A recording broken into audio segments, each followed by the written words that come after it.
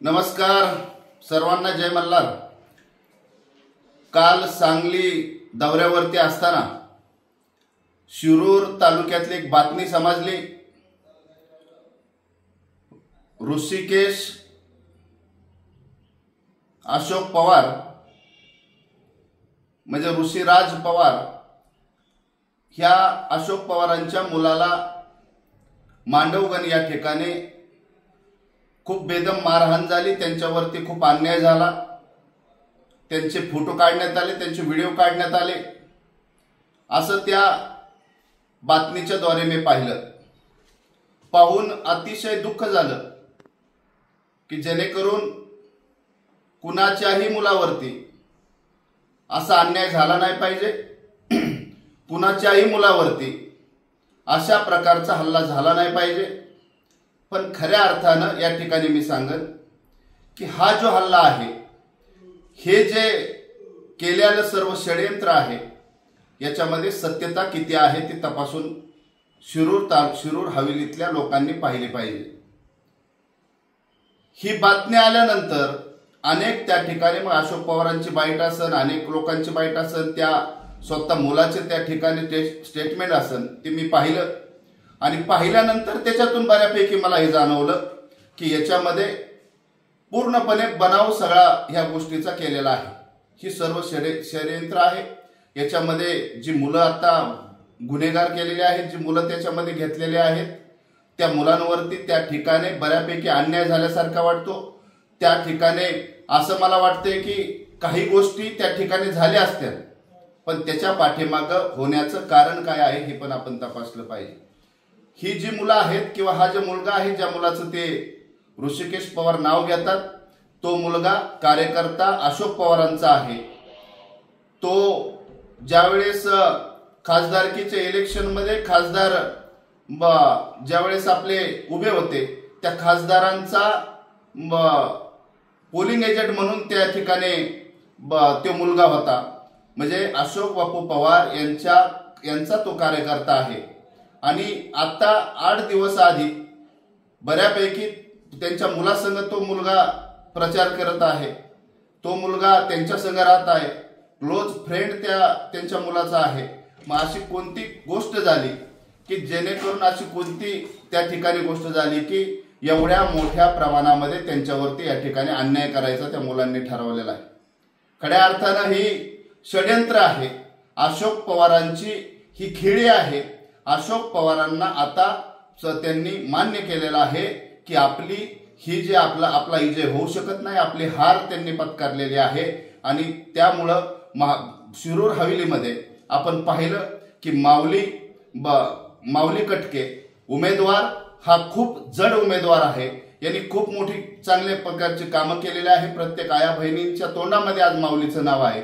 या व्यक्तीचं, या उमेदवाराचं नाव कसं खराब करायचं ही अशोक पवारांना चांगलं माहिती आहे। मी माझ्या शिरूर हवेलीतल्या बहुजन समाजाला या ठिकाणी आव्हान करतो की ही षडयंत्र करताना ह्या षडयंत्रामध्ये दुसऱ्या कास्टची लोक का नाही आली, दुसऱ्या जातीची लोक त्याच्यामध्ये अशोक पवारांनी का नाही घेतली?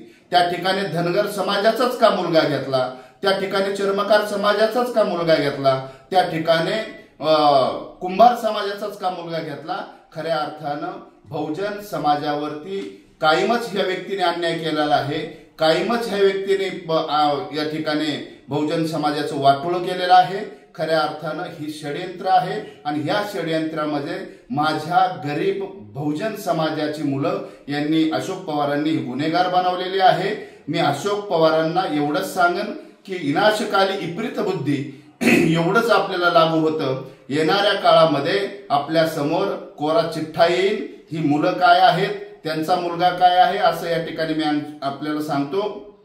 मी माझ्या धनगर समाजाला या ठिकाणी आव्हान करणार आहे, चर्मकार समाजाला या ठिकाणी आव्हान करणार आहे, कुंभार समाजासन 18 पगड जातींना मी आव्हान करतो की अशोक पवार ह्या व्यक्तीने आपल्याला जाणून बुजून आपल्या समाजाला टार्गेट करण्याचा प्रयत्न केलेला आहे। आपला समाज एक हातामध्ये घेऊन आपल्या समाजावरती अन्याय करून आपल्या समाजाला टार्गेट करून राजकारण कसं करायचं, राजकारणामध्ये भावनिक कसं व्हायचं आणि भावनिक प्रसंग करून समाजापर्यंत कशी त्या ठिकाणी आपली पोळी भाजून घ्यायची। पण त्यांनी एक विचार केला नाही, हे कार्यकर्ते आपले आहेत, हे जवळचे कार्यकर्ते आहेत, त्यांचे आई वडील, त्यांचे बाप, त्यांचे पाहुणे, त्यांचे सर्व जे कुटुंब होतं ते अशोक पवारांच्या आणि त्यांच्या कार्यकर्त्यांच्या पाया पडत होतं। त्या ठिकाणी एवढं तरी त्यांनी हे करायला पाहिजे होतं की ही जी घटना आहे ही एवढ्या प्रमाणात मोठी झालेली नाही। त्या ठिकाणी कार्यकर्ते त्यांचे होते, त्यांनी ती मिटवायला पाहिजे होतं, पण नाही, त्यांना हे शिजवायचं होतं। ही बऱ्यापैकी या ठिकाणी त्याचं षडयंत्र त्यांनी तयार केलं आणि त्या षडयंत्रामध्ये एवढंच मी सांगेन की गोर गरीब बहुजन समाजाची मुलं खास करून त्या ठिकाणी धनगर समाज असन आणि चर्मकार समाज आणि कुंभार समाज त्या ठिकाणी टार्गेट केले गेला। जो अन्याय आपल्या फक्त धनगर समाज आणि कुंभार समाज आणि चर्मकार समाजावरती नाही, 18 पगड जातींवरती अन्याय झालेला आहे।